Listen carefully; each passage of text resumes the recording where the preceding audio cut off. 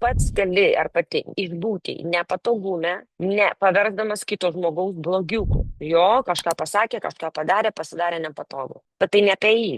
Kam pasidarė nepatogu, taigi man. Jo. Tai va čia emocinis intelektas suprasti, kad pasidarė nepatogu man, vadinasi, manyje kažkas, ne tame žmoguje kažkas. Čia emocinis intelektas.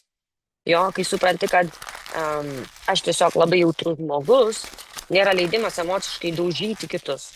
Labai daug iš mūsų jautrių žmonių, bet aš taip giliai jaučiu. Jo, tu giliai jauti. Kitas žmogus neprivalo tai nešti ant savo pečių. Jo. Tai va, ar žinot, kaip dažnai atrodo žemas emocinis intelektas? Jo, tai va, tokiais ir sakiniais. Aš saugau savo ribas, jo, tačiau realiai tai yra tylos bausmė, pavyzdžiui. Jo. O tiesiog nenoriu negatyvo, žinai, ten kiti jau žemesni, jau tu jie.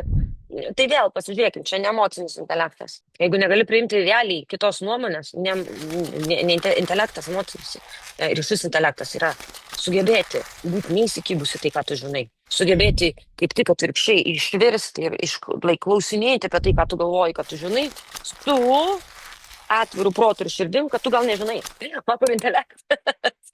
Ir emocinis intelektas taip pat. Jo, leisti tom emocijom praeiti pro tave. Tai va, labai daug žmonių šiandien moka paaiškinti emocijas, bet nemoka jų reguliuoti, moka cituoti psichologiją, jo. Tačiau vis dėlto iki šiol nemoka išklausyti nei savęs, nei kitų. Moka kalbėti apie meilę, bet pabėga nuo artumo. Moka sakyti aukštą vibraciją, bet sugriūva nuo vieno trigerio komentaro. Ir čia vėl nėra čia gėdos. Čia kvietimas pabusti. Nes augimas prasideda ne tada, kai atrodai sąmoningai, o tada, kai nustoji vaidinti sąmoningumą ir pradedi